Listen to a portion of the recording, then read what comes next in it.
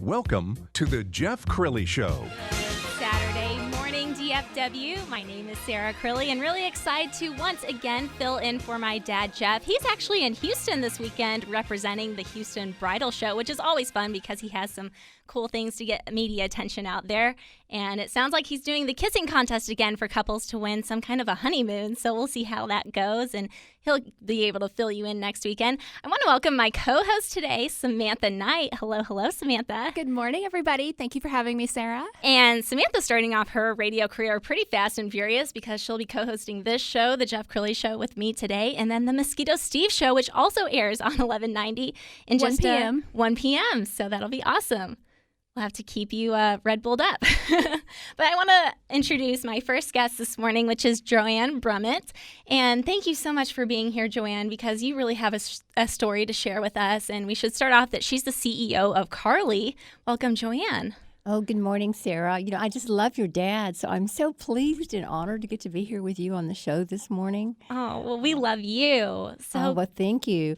I just, I've had a very blessed life. I've been able to be the CEO of KARLEE for over 35 years, and we've been here in the Garland area, Texas area. We have, probably about 300 people and just have had an exciting company. We have fabulous people and have been able to accomplish a lot. And we've been blessed to have had many awards through our longevity here. We started with Entrepreneur of the Year. We've been the top 100 in Dallas. We've been the Ethics Award, and in 2000, we won the prestigious Malcolm Baldrige Award. And I had the opportunity to go to the White House, the Oval Office, and meet with Bill Clinton. Wow! Yeah, it was very exciting. And then President Bush actually presented our award.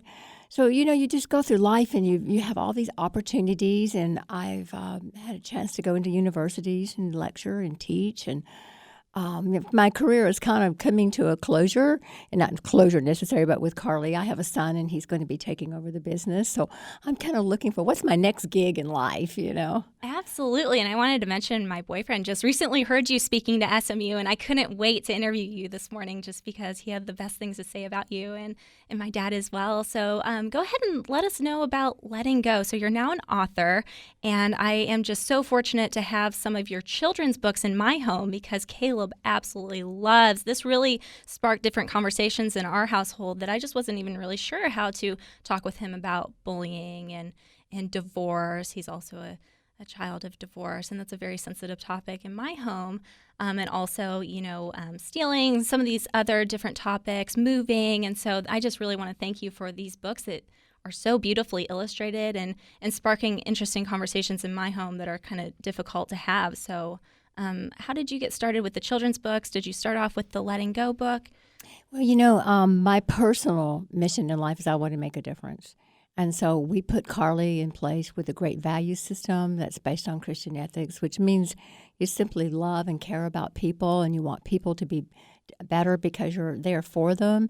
Respect the diversity. Our workforce, we're fortunate to say we have 27% women in it. We only have 20% white, so it's a very, like Hispanics, 59%.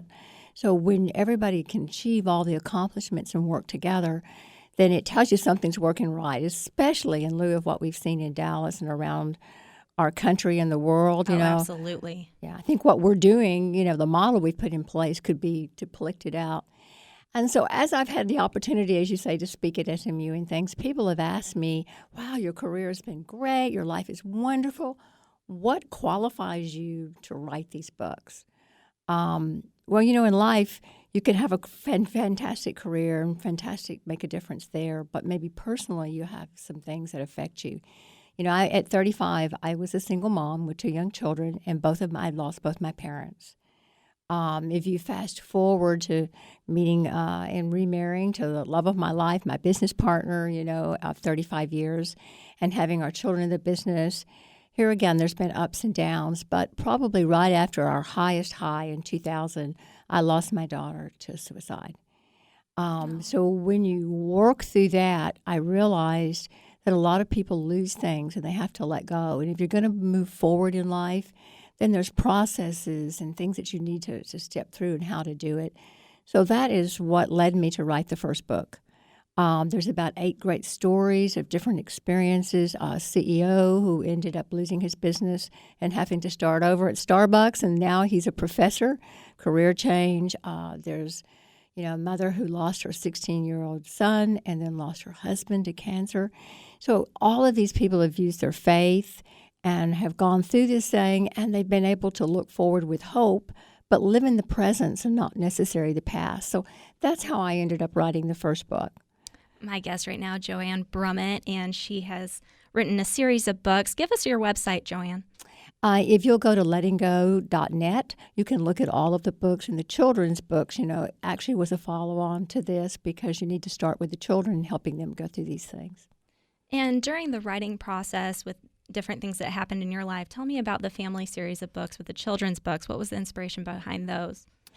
My own daughter, going through a divorce, I think that impacted her to handle some things in her personal life, which then ended up being into the suicide. So my thought process, or our thought process, is that people have been graciously helped me write these books and illustrate them, that if we could start with children and help parents take the child through this. So if you go to the back of the book, you'll see tips on a parent, whether it's going through divorce. Our first one was actually about a chicken, and we used barnyard animals. Oh, they're so cute and little relatable. That's exactly right, Sarah. I want to be able to relate to the children, something that they could look at and relate to, cows and chickens and pigs.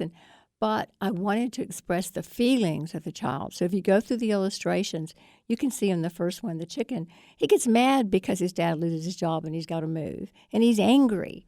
So I wanted to have those children to be able to see the feelings and know those feelings were okay. And that really resonated with my son, too. And he loved how each story, because it's 4 of them, kind of intertwined with the different animals, were in another story.